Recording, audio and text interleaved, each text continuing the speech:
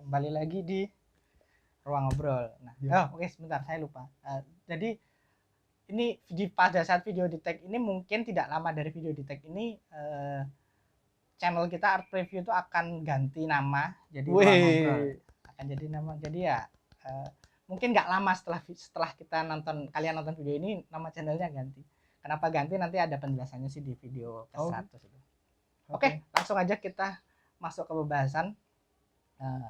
Mau bahas apa nih kita sore ini? Kalau ada Mas Izo tuh pasti bahas One Piece. Aku juga lagi One Piece.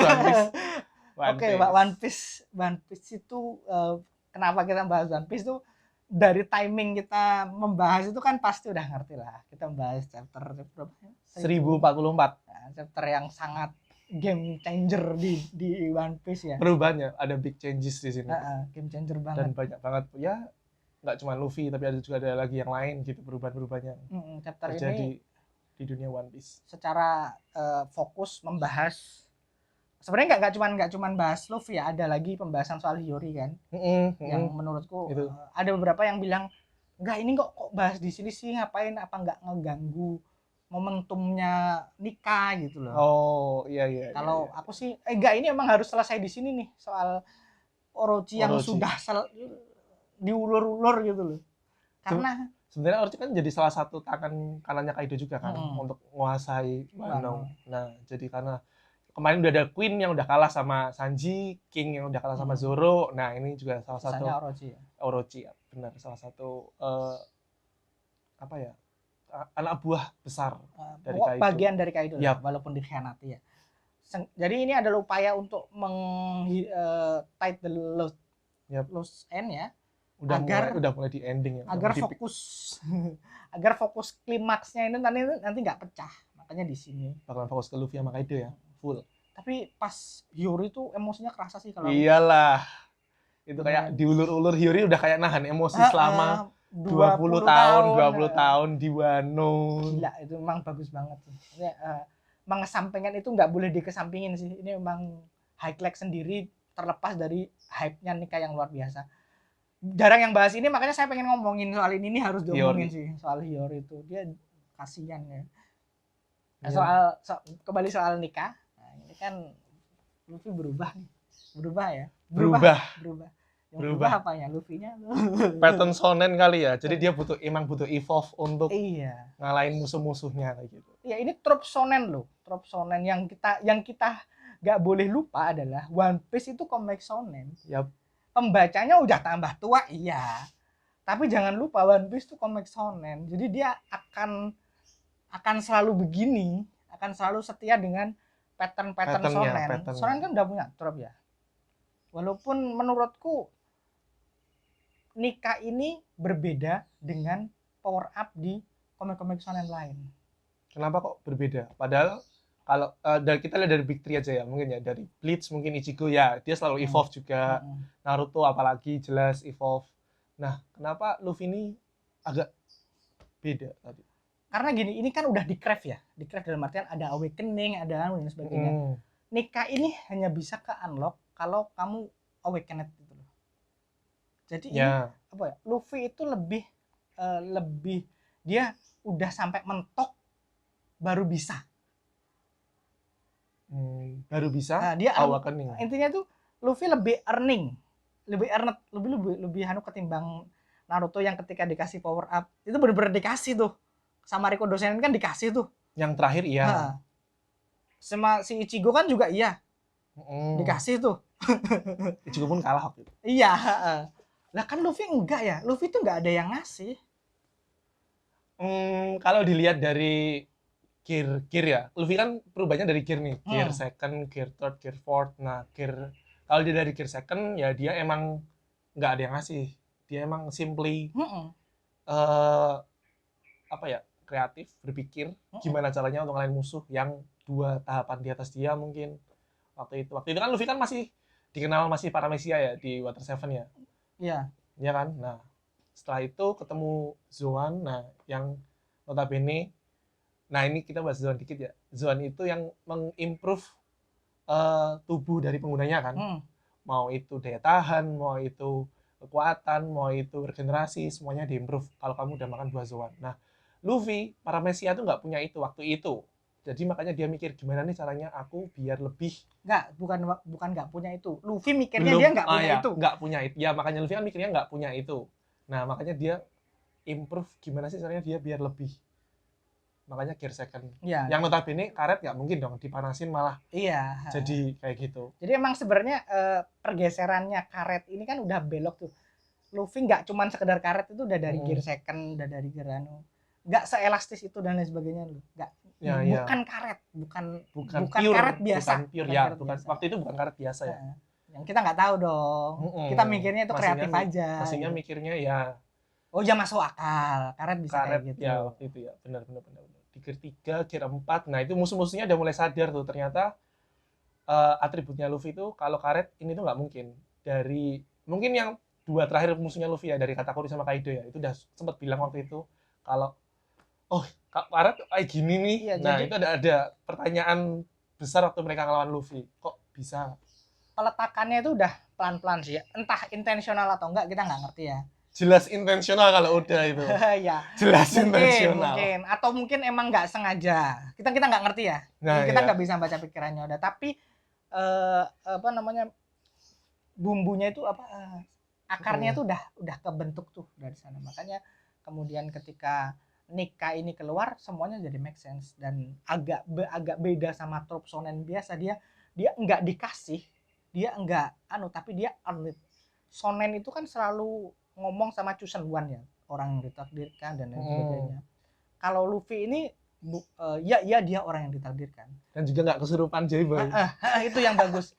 Dia nggak kesurupan kayak yang lain kan kesurupan ya, Ichigo kesurupan, Holo nggak, Luffy tetap Luffy. Jadi kalau salah satu kalimat yang aku sukai itu kan bagaimana takdir itu adalah kombinasi dari keberuntungan, kebetulan, dan kerja keras. Luffy ini checklistnya, dia beruntung anaknya Garp, anaknya Luffy itu selalu beruntung ya. Terus dia tuh kebetulan dapat buah kebetulan ya, dalam tanda kutip kebetulan. Nanti kita bahas kenapa kok ada tanda kutipnya. Terus hard work-nya juga luar biasa untuk sampai ke tahap power up ini.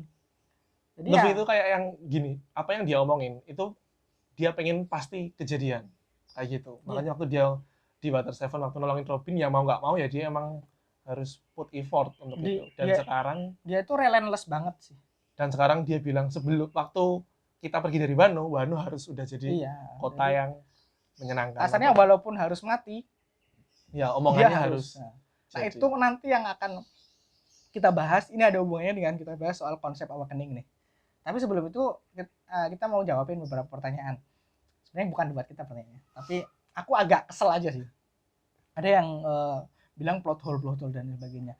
Plot hole itu terjadi kalau ceritanya udah selesai dan ada hal yang tidak terjelaskan. Nah itu plot hole. Ini kan baru 1 chapter. Maksudnya itu ya One Piece itu masih berjalan kan sejauh ini, dan mungkin ya ini ada something new buat pembaca. Nah ada yang puas, ada yang nggak puas. Nah ya puas nggak puas itu terserah, tapi memaki itu masalah. Iya kan? Puas nggak puas itu terserah, tapi memaki itu masalah. Nah mungkin mereka nggak sabar kali ya, karena penjelasannya itu kayak yang bukan mendadak ya, tapi berbeda dari ekspektasinya kayak gitu. Iya. Tapi kalau Luffy masih stay sama Paramecia, sebenarnya dia nggak bakal bisa move on lagi ke musuh-musuh yang lebih jauh, lebih besar. Makanya ini kan ya emang ini given, makanya ini adalah power up yang harus terjadi ya. Karena ya gimana? Musuhnya udah levelnya terkuat. Jadi emang Luffy harus power up. Karena gimana Luffy itu rookie. Ini kan didesain ya, Luffy rookie yang harus mengalahkan Big Bad yang udah veteran ya, yang udah hidup di dunia 2 generasi mungkin. 2 generasi di atas, 1 sampai 2 generasi di atasnya. Bagaimana Oda harus nge-craft ini tanpa terlihat aspul? Nggak kayak yang lain-lain tuh. Umumnya shonen kan aspul ya, Black Clover tuh aspul banget power up-nya. Nah, enjoy dibaca iya, aspul tapi. Nah, ini nggak aspul, ini tuh crafted, carefully crafted. Kenapa chapternya bisa meledak kayak gini ya? Itu buah kesabarannya Oda. sampai orang-orang divisif itu, ya itu buah kesabarannya Oda. Ada yang bisa defend, ada yang mencaci gitu. Sebenarnya hintnya udah ada dari awal. Cuman ya karena udahnya sabar akhirnya mau ngeluarin beneran sabar. Nah, itu. Termasuk ini waktu itu plot hole yang aku yang nggak suka itu kenapa sih pemerintah nggak ngejar? Iya, kenapa Gorose itu baru bertindak, baru bilang bunuh Luffy, wes apapun yang terjadi bunuh Luffy pokoknya. Padahal kan ini jadi mati. Padahal kan apa istilahnya ini kata-katanya buah yang udah dikejar 800 tahun katanya. Tapi kok effortmu cuma segitu? Gitu. Sebenarnya sebenarnya Gorose itu udah memonitor Luffy itu dari dulu sebenarnya. Dari chapter awal One Piece, bukan chapter awal. Iya, chapter awal. Chapter awal Greenland. Jadi Luffy masuk Greenland itu membuat satu kekacauan di satu daerah yang namanya Alabasta. Nah, setelah Alabasta ini World Government baru tahu nih, oh ternyata buah ini dimakan ini kayak gitu. Setelah Alabasta, kenapa tahu? Gimana ya, sejak Alabasta itu setelah Alabasta itu kan semua achievement-nya Luffy itu kan dipantau Gorose. Pasti. Kalau kita nganu narasi secara narasi ya. Secara narasi loh ya. Jadi waktu Luffy naik bounty, nah itu pasti ada Gorose. Pasti mereka ngelihat bounty-nya dan bahas itu kayak 1-2 kata gitu. Ini kok anak ini lagi.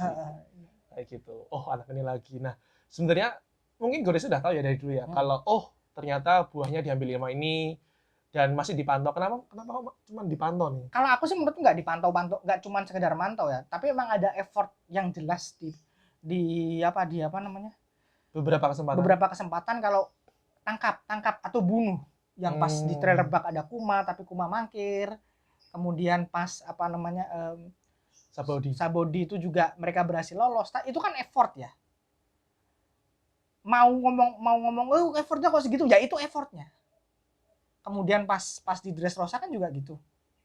Marineford itu kan chaos aja, udah itu nggak bisa diatur tuh.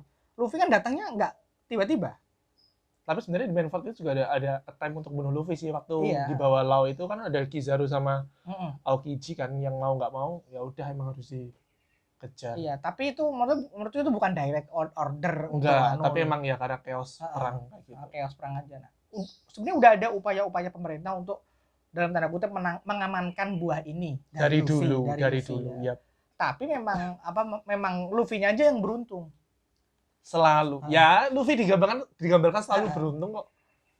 Kebayang gak sih pusingnya Gorose gimana mereka setiap nyuruh nangkap Luffy selalu aja lolos.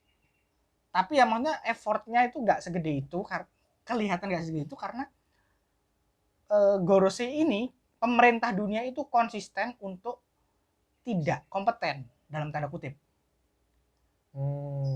Kalau ingat kasus Ohara itu kan baru ditindak setelah Clover mengancam. Dia tahu rahasia yang nggak boleh diketahui, baru ditindak. Tapi mereka kan belajar poneglyph udah lama banget. Tapi dibiarin. Nah, kenapa Luffy baru ditindak di Wano ini? Ya sebentar, kita akan masuk ke sana. Iya. Maksudku ini adalah bagaimana mirroring pemerintah itu, world government itu kan adalah, kalau mau dijelasin dia itu kan demokrasinya dunia. Ya kan? Harusnya. Karena tidak ada satu raja yang mengontrol dunia. Makanya sampai titik tertentu Gorose itu nggak bisa bertindak seenaknya untuk memperlihatkan bahwa dunia ini adil, bahwa tidak ada semuanya itu adil. Masih ada demokrasinya lah ya. Memperlihatkan ilusi demokrasi, ilusi kedamaian itu. Makanya mereka tindakannya juga terbatas. Nggak bisa se-strike forward itu. Ya. Luffy udah dikasih bounty segitu-gitunya dengan kekacauannya itu kan juga sebenarnya sudah tindakan ya. Cuman mungkin kitanya aja pembaca menolak untuk mengakui itu. Tapi sebenarnya mungkin nggak sadar atau lupa kali ya. Beberapa tindakan dari world government tuh nggak kayak ya tadi kayak terlihat semu karena orang yang mengeksekusi itu pasti ada something. Atau kena something kayak gitu. Jadi memang ya bejonya Luffy aja. Ya plot armor. Ya gimana ini komik shonen. What do you expect gitu loh. Ya memang Tapi harus. plot armornya Luffy itu diberuntungan kalau gitu. Kayak yang bener-bener dia tuh laki. Iya memang lah. 100% laki. Kalau kalian lihat film-filmnya yang dulu-dulu ya, dia tuh pasti 100% laki. Mungkin di tempat yang benar, di waktu yang benar kayak gitu. Iya, dia selalu gitu. Dan itu juga akumulasi dari tindakannya. Seperti gue bilang kan, takdir itu adalah akumulasi dari kebetulan, usaha keras, dan keberuntungan. Jadi itu memang make sense gitu loh dalam kerangka One Piece. Oke ya soal itu plot hole tuh. Nah, ini panjang nih kayaknya videonya, nggak bakal bisa cuma 20 menit. Aku pengen bahas soal bagaimana Tadi pertanyaan belum dijawab yang Apa? tadi. Kenapa baru beraksi oh ya di itu. Wano? Sorry. Kenapa baru beraksi Karena di gini ya, Wano? karena kita sepakat kalau ini informasi juga ada bahwa Joy Boy itu pasti makan ikan. Yang ditakutkan dari pemerintah di chapter sebelumnya adalah bagaimana awakening-nya ini, bukan buahnya yang ditakutin, tapi awakening dari buahnya. buahnya. Awakening, makanya ketika ada Zunisa Ketemu ke Wano. Oh ya, OTW ke Wano ya. Enggak, dia udah ke Wano tuh. Udah ke Wano. Udah kan menghadang kapalnya World Government tuh. Ya, Ngapain World Government ke sana kita belum tahu. Tapi narasinya ada. Nah, Zunisa itu ada Zunisa itu, kemudian Gorosei panik. Karena Zunisa itu berhubungan dengan Joy Boy. Di beberapa chapter yang kemarin udah dijelasin ya. Dan Gorosei pasti tahu. Kemungkinan besar tahu. Karena mereka udah ngomongin Joy Boy juga, ngomongin nikah pengguna Joy Boy dan lain sebagainya. Nah, mereka tahu Luffy ada di sana tuh. Jadi mereka ngiranya dari CPO ya. Dari CPO. Mereka kira loh, kok Zunisa ada sampai sana? Berarti potensi awakeningnya gede nih. Karena Yunisa sadar mungkin setelah 800 tahun. Kan kemarin Yunisa sempat bilang kan, ada genderang itu lagi. Iya, itu kan Luffy suara, dan suara. Sedangkan Zunisa kesana kan buat ketemu Momo sebenarnya. Yang itu yang pemerintah nggak tahu, itu yang Gorosei nggak tahu. Mereka ngiranya Zunisa kesana untuk menyambut Joy Boy.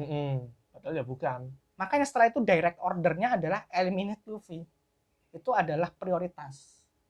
Karena Luffy udah di tahapan mengancam itu tadi. Mengancam, karena udah mengancam. Konsistennya itu di sini. Kalau belum mengancam, usaha-usaha yang dilakuin masih semu. Masih kayak gitu-gitu aja. Tapi kalau udah mengancam, udah Buster Call. Harusnya. Tapi kan itu tunggu next chapter. Kondisinya kan juga lagi chaos di Angkatan Laut juga lagi termobilisasi di mana-mana. Kemudian ini udah ya. Panjang nih, beneran panjang. Maaf ya. Semoga kalian betah dengerin. Kemudian aku pengen bahas soal buahnya. Kenapa buahnya ini spesial? Buah Nika, bukan buahnya. Nika. Kenapa Nika ini spesial? Kita seperti kita tahu ya, mitologi Zoan itu kan selalu berasal dari mirroring dunia nyata. Marco Pinik ya Pinik. Strike up gitu. Sedangkan Nika ini kan nggak ada di dunia nyata. Nah iya, itu kemarin sempat jadi banyak orang yang ngasih teori kalau Nika tuh ini, Nika tuh itu, Nika tuh itu. Terinspirasi mungkin. Terinspirasi dari apa, dari Brasil dan sebagainya tuh. Tapi Nika itu original One Piece. Itu mitologi original One Piece. Jadi satu-satunya buah yang original dari dunia itu. Konsepnya adalah konsep asli One Piece, bukan konsep dunia kita. Buah iblis itu kan konsep ya.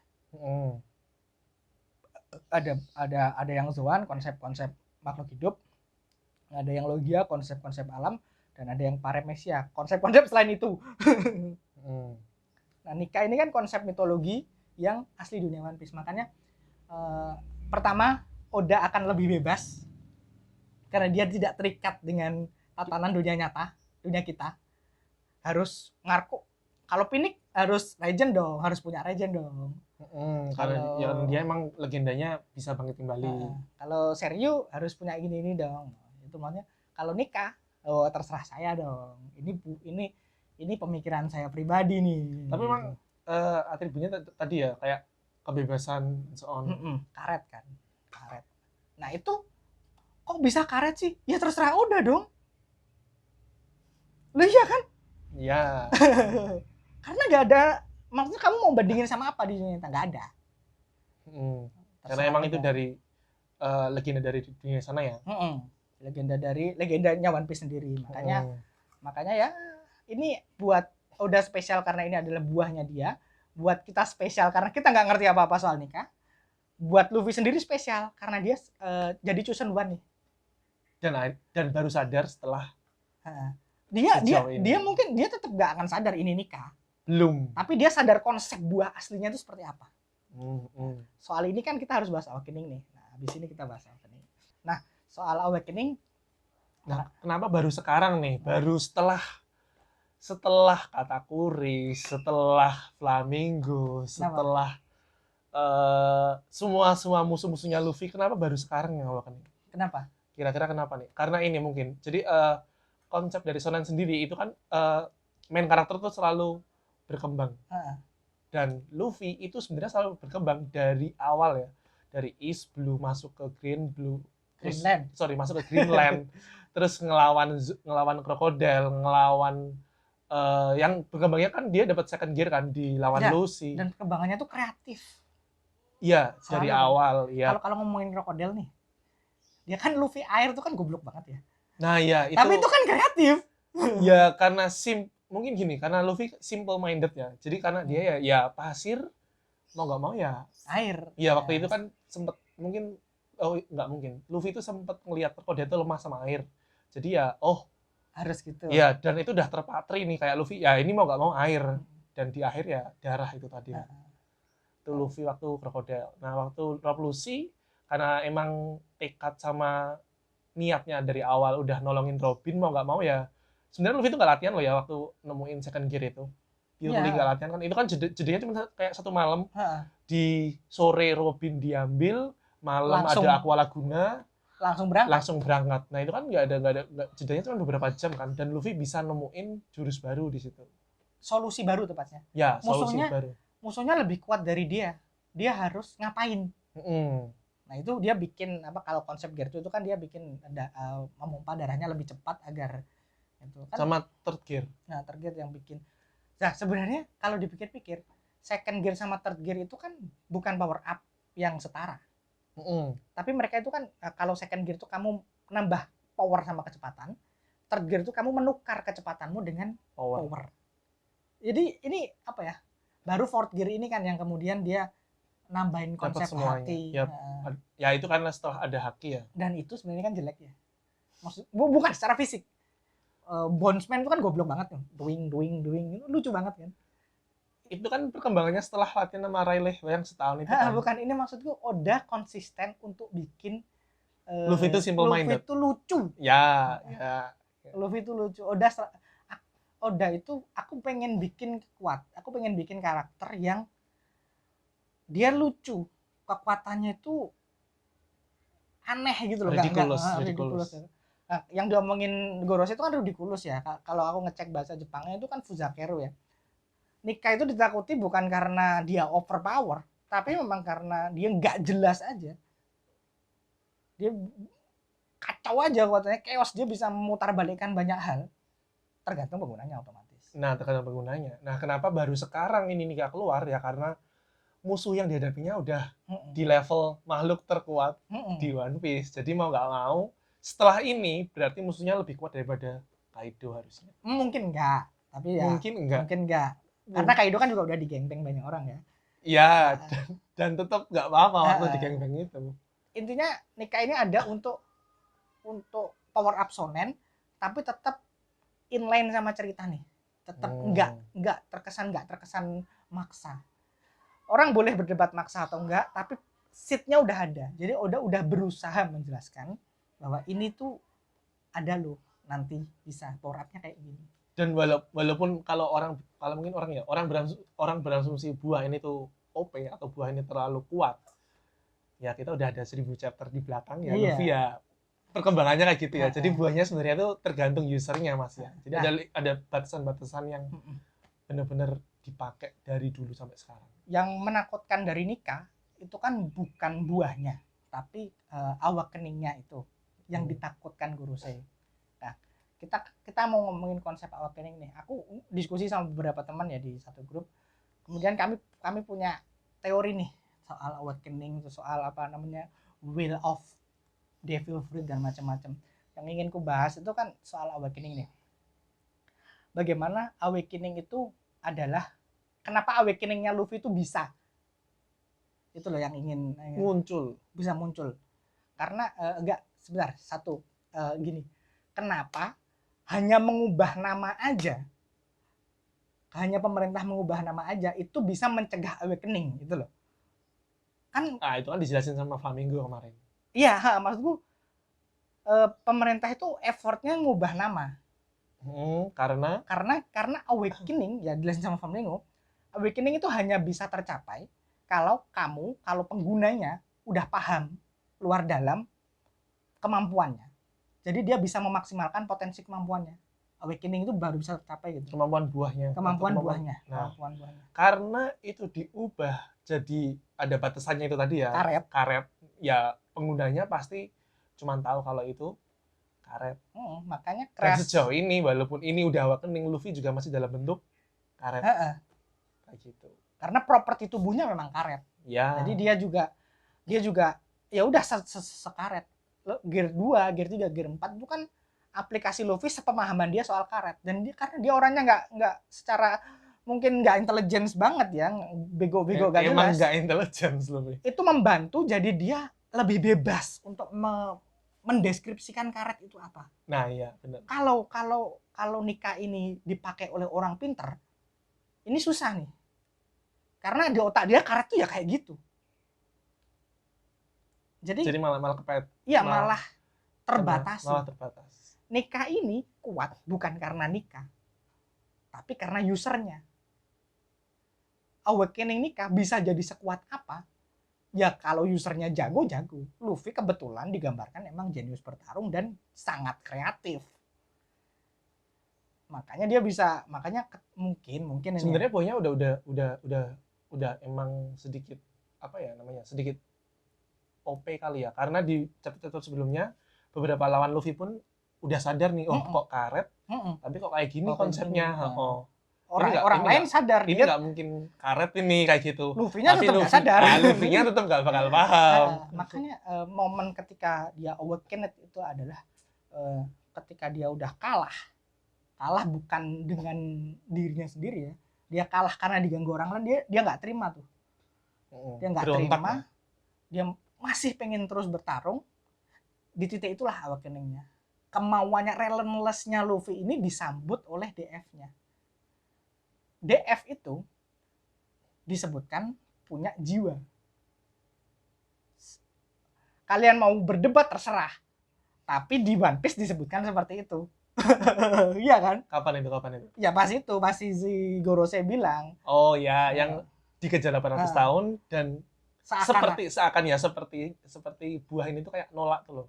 Nah itu kan berarti kan kayak buah ini tuh sebenarnya punya will sendiri, punya jiwa untuk menolak. Nah, sampai titik tertentu, kalau menurut teori yang kami godok ya, memang buah iblis itu punya hasrat, di dunia One Piece. Zoro udah pernah bilang di semua benda itu punya nafas. Di Cetrawa kalau ini itu balik lagi ke Alabasta ya. Sebenarnya itu pernah nafas, tidak terkecuali buah iblis. Nah, karena buah iblis ini konsep, buah yang memakan konsep. Makanya kalimat dia punya nyawa, punya jiwa itu agak lebih bisa dielaborate nih. Bagaimana buahnya itu bisa milih usernya itu bukan sama-sama aku pengen dapat ini nih. Tapi buah itu bisa kalau kamu buahnya taruh di satu tempat nih.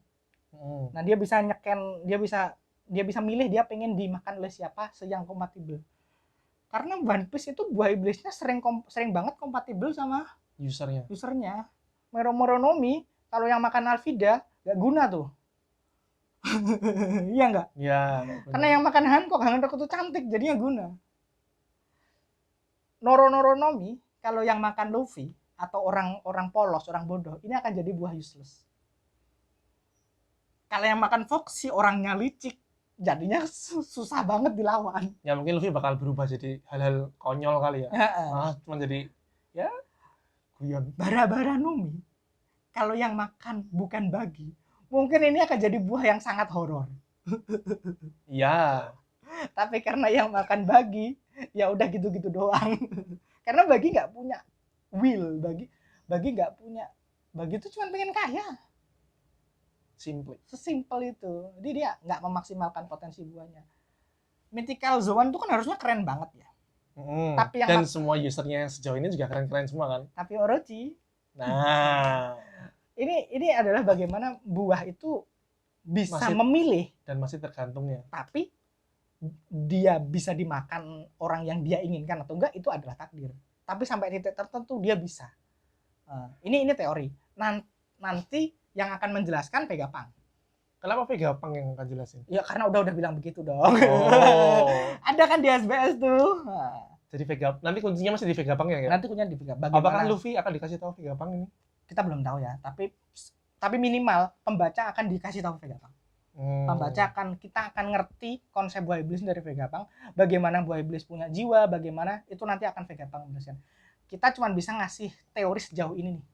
Sejauh apa buah iblis bisa nyekain, bagaimana dia bisa menolak pemerintah itu nanti kita nggak ngerti. Apakah buah iblis itu bisa bergerak atau bagaimana? Enggak. Tapi konsep buah iblis punya jiwa itu bisa dijelaskan seperti itu. Dan buah iblis mempengaruhi penggunanya itu fakta. Dari bukan fakta dilihat ya. Dari apa? Bukan fakta ya apa? Ini plausible dari bagaimana sampai ada beberapa karakter yang ketawanya itu mirip sama buahnya. Oh, I see. Itu kan ini kan bukti situasional. Kita nggak ngerti apakah ini benar atau enggak, tapi ini kan cocok logi aja. Plausible atau enggak gitu. Jadi ya apa ya?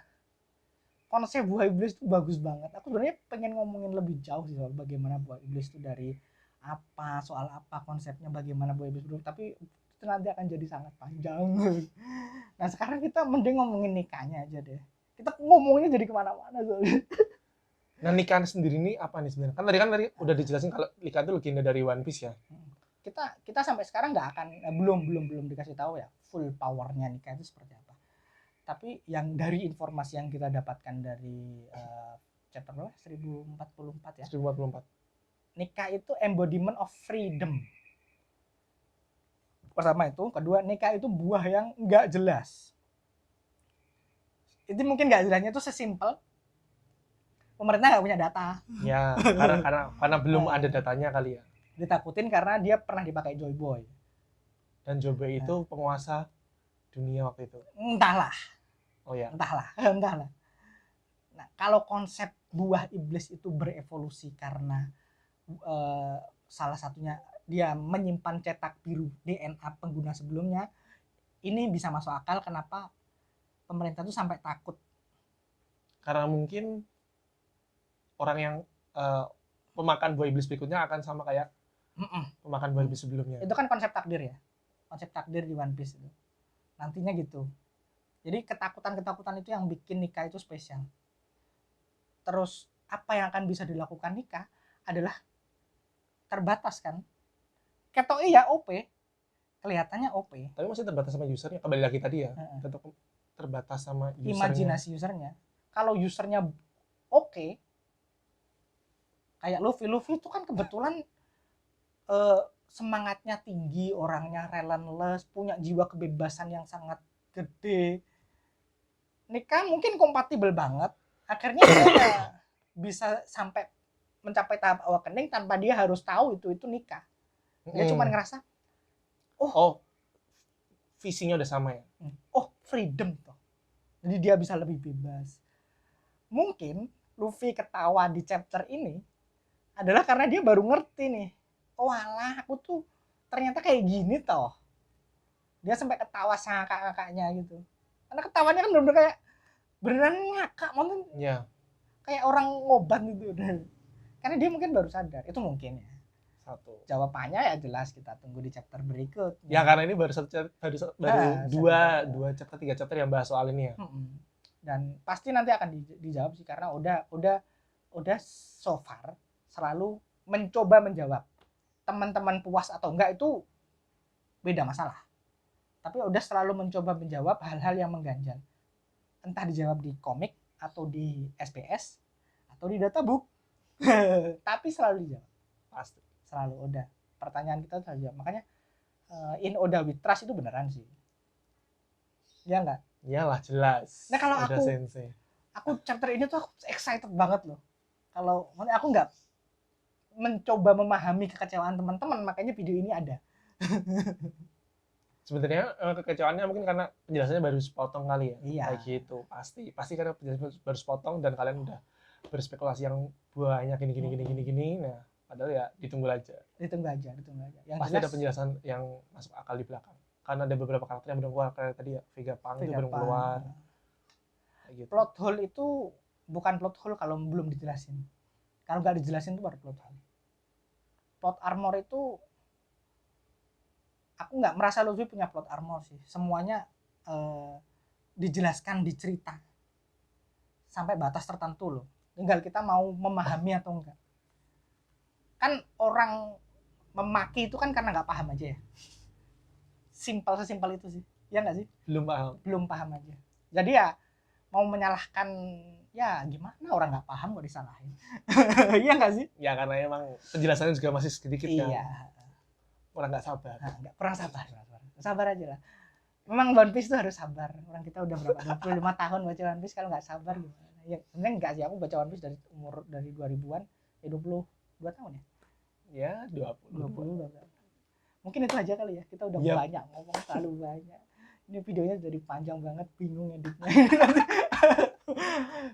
Oke, itu aja soal One Piece chapter 1044, soal Sun God Nika, soal buah iblis, soal awakening, soal plot hole.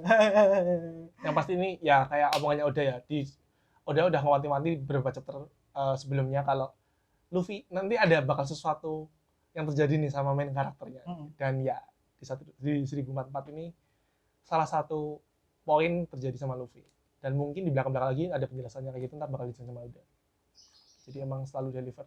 Kita tunggu aja. Yep. Semoga sedikit obrolan dari kami bisa sedikit membantu memahami. Kayak Oppo ya, kayak pinter-pinter.